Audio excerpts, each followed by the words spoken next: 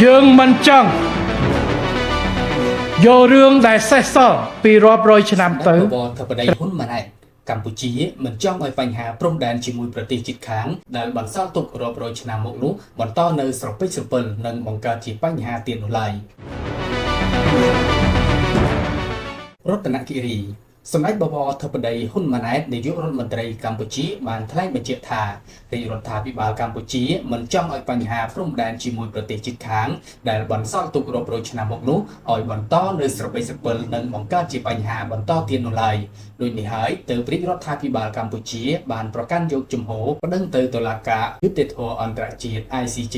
ដើម្បីជួយដោះស្រាយឲ្យបានឆាប់ចប់សម្ដេចមហាបវរធិបតីហ៊ុនម៉ាណែតបានថ្លែងដូចនេះនាថ្ងៃទី7ខែមិថុនាឆ្នាំ2025នេះនាឱកាសដែលសម្ដេចអញ្ជើញជាអធិបតីសម្ពោធដាក់ឲ្យប្រើប្រាស់ជាផ្លូវការនៅសមិទ្ធផលទាំងឡាយក្នុងវិស័យអប់រំនៅខេត្តរតនគិរីដែលជាមរតករបស់សម្ដេចតេជោហ៊ុនសែនសម្ដេចមហាបវរធិបតីហ៊ុនម៉ាណែតបានថ្លែងដូចនេះថាយើងមិនចង់យករឿងដែលនៅសេសសល់ពីរាប់រយឆ្នាំមុនទុកឲ្យស្រពេចស្រពិលហានិភ័យឆ្លោះគ្នារាប់រយឆ្នាំនោះទេប៉ុន្តែក្នុងការដោះស្រាយនេះយើងក៏ចង់ដោះស្រាយដោយសន្តិវិធីនិងផ្អែកទៅលើច្បាប់និងបច្ចេកទេសជាជាងការបង្កើតនៅអរិយភាពរវាងគ្នាយើងដោះស្រាយកន្លែងណាដែលទល់ច្រកអស់បញ្ហាបច្ចេកទេសទើបយើងឈានទៅដល់ច្បាប់អន្តរជាតិរួមទាំងតុលាការយុត្តិធម៌អន្តរជាតិ ICJ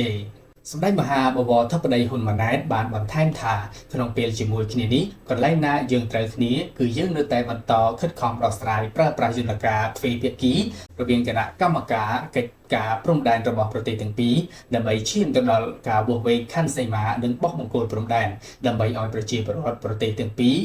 នៅជាប់ព្រំដែនងាយស្រួលធ្វើការជាមួយគ្នាសម្ដេចមហាបវរធិបតីហ៊ុនម៉ាណែតបានបន្ថែមទៀតថាក្រៅពីការខិតខំដោះស្រាយនេះហើយកម្ពុជាថៃក៏នៅតែបន្តទំនាក់ទំនងជាមួយគ្នាលើគ្រប់វិស័យរួមទាំងកងទ័ពនៅគ្រប់កន្លែងទាំងអស់ដែលបានធ្វើការជាមួយគ្នាទាំងកម្រិតភូមិភាគកម្រិតក្រសួងការពារជាតិនិងកម្រិតគណៈកម្មការជាតិព្រំដែនកម្រិតក្រសួងពាក់ព័ន្ធទាំងអស់កម្រិតវិស័យឯកជនរវាងប្រជាជនកម្រិតធុរកិច្ចនិងធុរកិច្ចដែលនេះគឺជាអ្វីដែលរដ្ឋាភិបាលប្រកាន់យកជំហរនៅក្នុងការដោះស្រាយបញ្ហាដោយទទួលខុសត្រូវនៅក្នុងការកកើតមានបញ្ហានៅព្រំដែនកម្ពុជាថៃនាពេលនេះសម្ដេចមហាបវរធិបតីហ៊ុនម៉ាណែតក៏បានស្នើសារជាថ្មីឲ្យប្រជាពលរដ្ឋចូលរួមកុំពង្រីកសភាពការឲ្យលើសពីអ្វីដែលជាការចាំបាច់ជាពិសេសគឺការចាប់ផ្ដើមកែងគ្នាឲ្យស្អប់ជនជាតិនិងរើសអើងជាមួយជនជាតិនៃប្រទេសទាំងសងខាងដូចនេះហើយសូមកុំបង្កើតឲ្យមានសង្គ្រាមរវាងប្រជាជននិងប្រជាជនសង្គ្រាមរវាងសេដ្ឋកិច្ចនិងសេដ្ឋកិច្ចរវាងប្រទេសទាំងពីរបន្ថែមទៀតសម្ដេចមហាបវរធិបតីហ៊ុនម៉ាណែតក៏បានបង្ហាញនូវក្តីសង្ឃឹមដែរថា